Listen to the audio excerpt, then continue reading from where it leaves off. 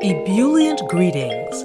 I'm your host, Jacquie Bird of Jacquie Bird Spiritual Wellness, your guide to stress and anxiety relief, mindfulness, awareness, self-care, self-love, and personal growth. Welcome and thank you for joining me as we roll with peace in mind. Hey, how y'all doing? Hope you're well and groovy. And a little bit of business. April 22nd is Earth Day. April 23rd is the day after that. That weekend, I am offering Earth Day, 30-minute reset, which is a beautiful way to ground, give yourself some self-love, and to give some good vibes to this beautiful planet we are on. That is April 22nd, April 23rd, 30 minutes via Zoom.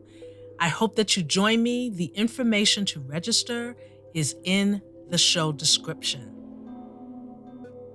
Today's riff is identity crisis.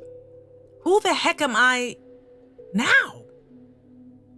Having an identity crisis is like having your emotional teeth pulled out of you.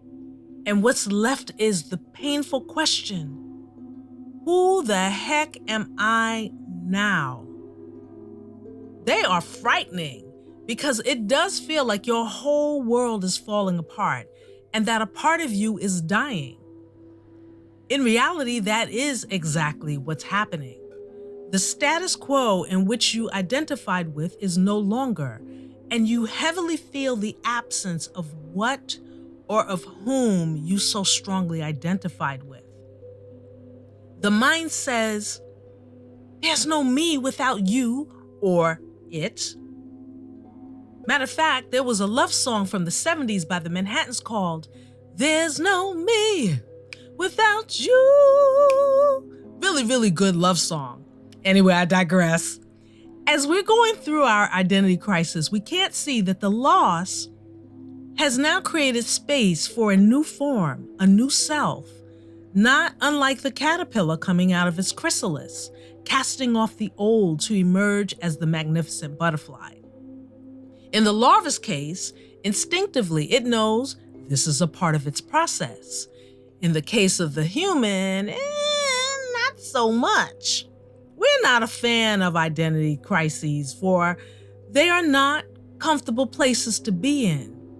They feel like the combination of a toothache, a headache, and a stomachache, topped off with a backache, all while wearing shoes that are way too tight.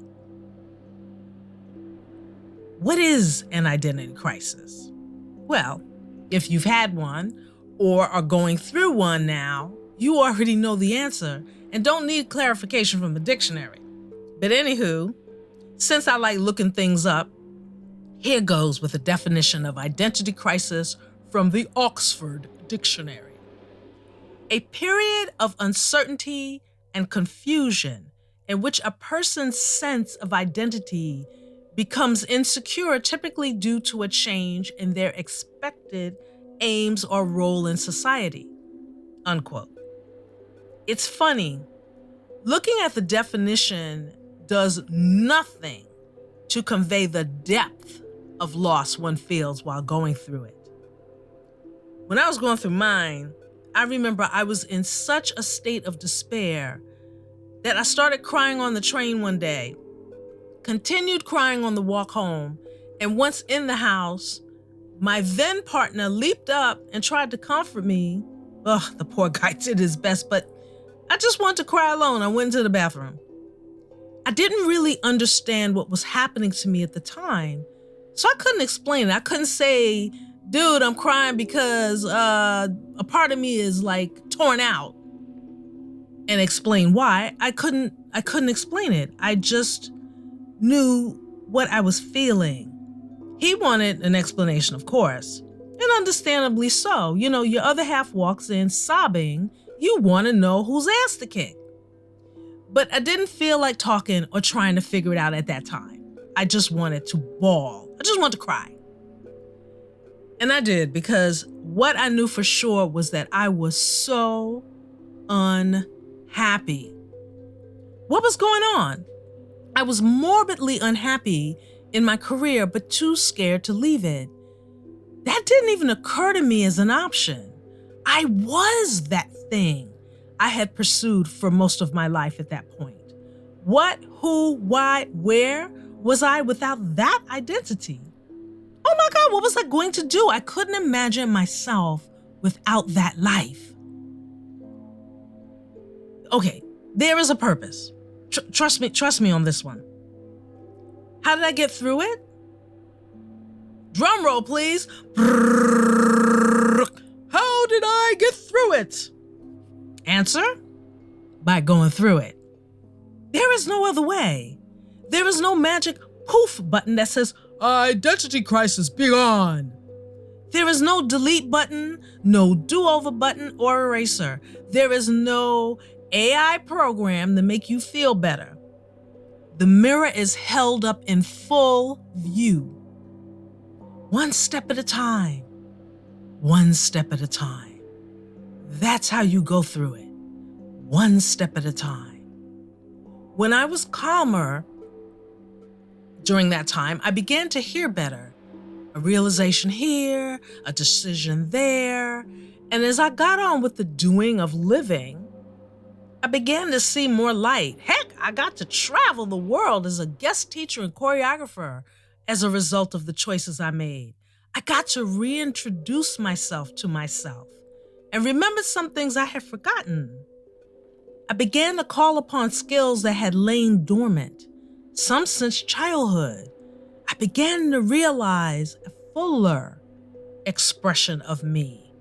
I was more than that performing artist who did Broadway and TV and film and all that other stuff. I was more than that. And there was a greater part of me that wanted to express that. After about a year, I realized that I didn't miss a thing.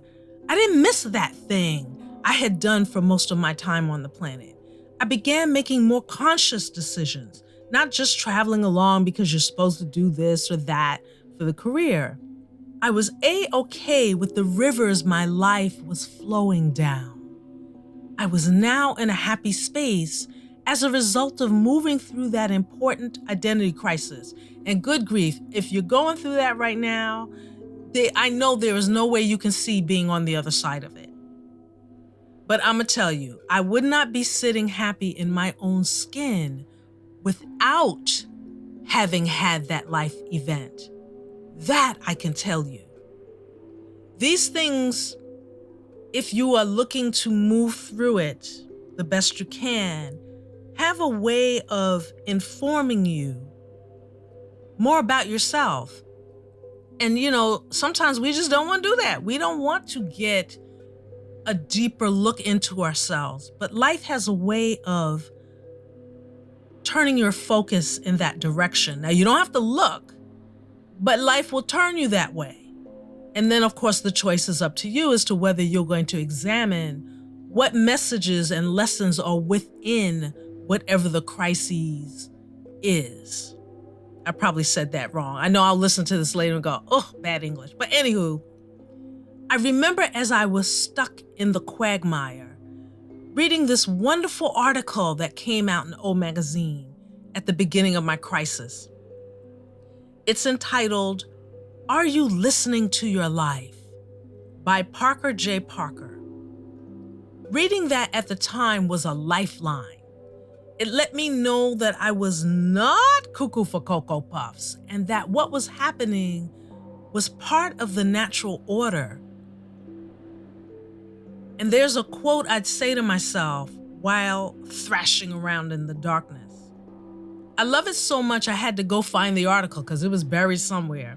But I had to find the article so I could quote it to you correctly. And it's very simple. It was the first line of the article. And I quote, "It can take a long time to become yourself." End quote. It can take a long time to become yourself. And what was really key there was, I've been talking about age on this podcast. And as you move through time, sometimes you start dogging yourself if you haven't achieved XYZ by a particular time because society says, oh, well, if you're in this career, you should have accomplished this and that and the other by the age of whatever. And what it doesn't take into account is that the experiences that we have, our life experiences, make the sum total of who you are becoming. And notice I say who you are becoming, because it's not something that's one and done. Oh, I know who I am now. Well, you know who you are in that moment. But there's moments that are going to come after that. And that's going to inform you even more of who you are becoming. So the line, it can take a long time to become yourself. Having that understanding takes the pressure off. It says you got time. It's not anyone else's time. It's on your time to figure stuff out. No one can do you but you. The main thing is being open to new possibilities and learning acceptance. Acceptance that this is where you are right now. Acceptance that the loss occurred, and giving yourself a lot of loving kindness and patience and self-love and more love and more love and more love. You have to be patient in your process, patient in how you learn. Patient, patient, patient. Recognize that not knowing what to do next is okay, and it's part of the process. Don't beat up on yourself about it. It's not a crime. Trust that the answers will come, because they will. However, prepare yourself to be ready to hear and receive them. You will get to the other side. In essence, an identity crisis can be a launching pad to immense growth and a path to finding out what really makes you tick at that particular point in time. That's if, however, you can manage to extricate yourself out of being stuck in the event that triggered the crisis. It may feel like the end of the world, but it is really an invitation to go deeper within. And it is the end and a new beginning. There's always a new beginning in endings. We think of endings of that's it, game over, done. But an ending is a new beginning. And sometimes that realization comes well after the crisis. In the meantime, the tendency is to beat up on ourselves because we're having this crisis to begin with. You might scream something like, I'm too old to be going through this.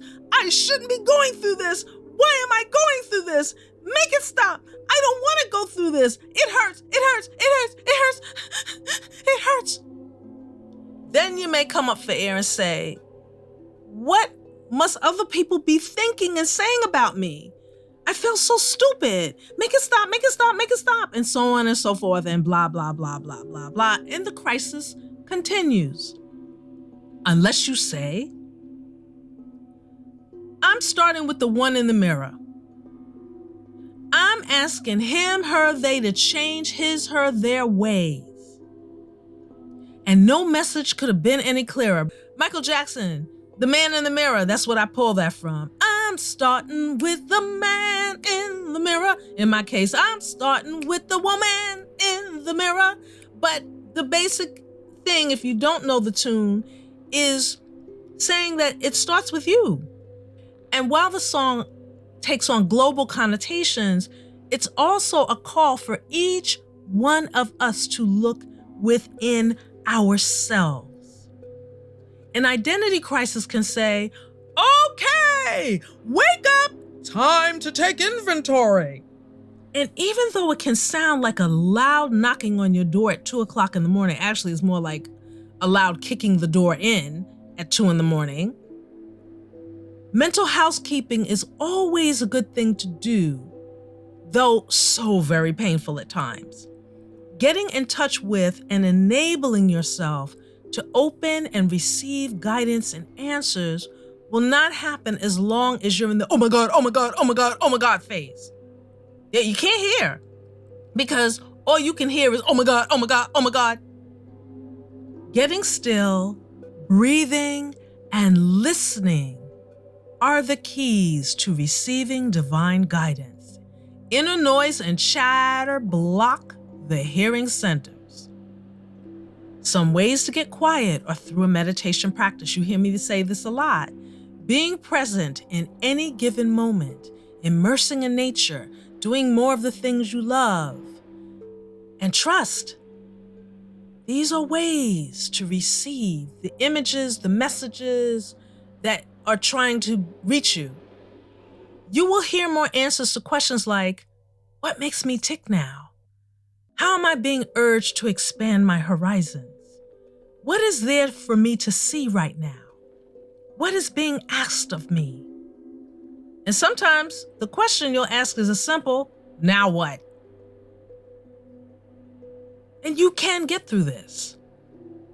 When the attachment to a person, career, role, place, or anything that ends with finality and not by our own choosing occurs, it can send shards of metal into our mental being, into the who I amness of me, because we define ourselves with these things, places, careers, and people. And when identity is intrinsically bound to outside entities and possessions, we can lose sight of the being that is inside, the being that is us, the energy that gazes through the eyes at and with us as we gaze back in the mirror. Begin to see you, really see you, not just at the face and body in the mirror, but at the essence, the light that you are. In reminder, an identity crisis can serve as a wake-up call, but you gotta keep walking, not continue to sit in the mental and emotional morass of your despair. As I said earlier, one step at a time. And to quote Winston Churchill, if you're going through hell, keep going.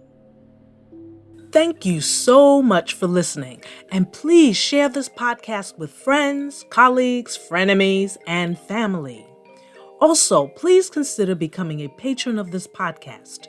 You can do that on my website, and the link is in this show's description, or go to JacquieBirdSpiritualWellness.com and click the podcast tab and become a patron button. Also, remember to subscribe to this podcast. Your support will go a very long way and is greatly appreciated. And while you're on my website, check out more stress, anxiety relieving, self-care, and mindfulness products and services, including ebooks, audiobooks, meditation music, guided meditation, and custom guided meditation, audio tailored just for you, to assist in your stress relief mindfulness practice and help you roll with peace in mind.